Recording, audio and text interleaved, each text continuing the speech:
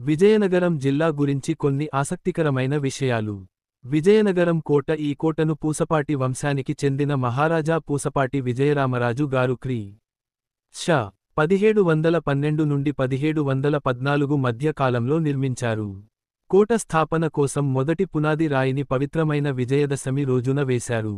కోట ప్రధాన ద్వారం వద్ద ఉండే నగర్ ఖానా, క్లాక్ టవర్, రాజ ఆజ్ఞలను ప్రజలకు ప్రకటించడానికి మరియు రాజుల రాకను తెలియజేయడానికి ఉపయోగించేవారు.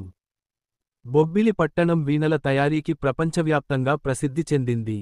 ఈ వీణలను సాధారణంగా పనస, జాక్ఫ్రూట్ లేదా సంపంగి, చంపక, కర్ర యొక్క ఒక్క ముక్కతో తయారు చేస్తారు.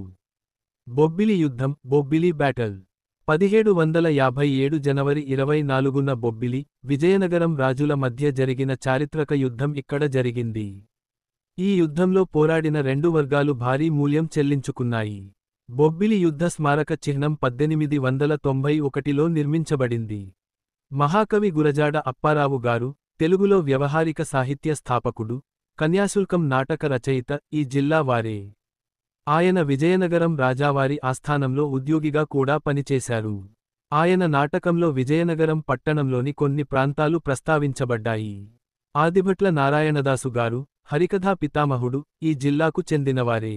తాటిపూడి జలాశయం, పెడిపుడి రిజర్వాయర్, గంట్యాడ మండలంలో ఉన్న ఈ జలాశయం విజయనగరం జిల్లాకు ఒక ఆభరణంలాంటిది. దీనిని 1963 నుండి 68 సంవత్సరంలో నిర్మించారు. పైడితల్లి అమ్మవారి ఆలయం, ప్యదితల్లి అమ్మవారి టెంపుల్. విజయనగరం పట్టణంలో ఉన్న ఈ ప్రముఖ ఆలయం ఇక్కడి ప్రధాన పర్యాటక ఆకర్షణలలో ఒకటి. మీరు మిగతా చరిత్రను చూడాలనుకుంటే పైన కనిపిస్తున్న ఛానల్కి సబ్స్క్రైబ్ చేసుకుని ఛానల్లోకి వెళ్ళి చూడండి.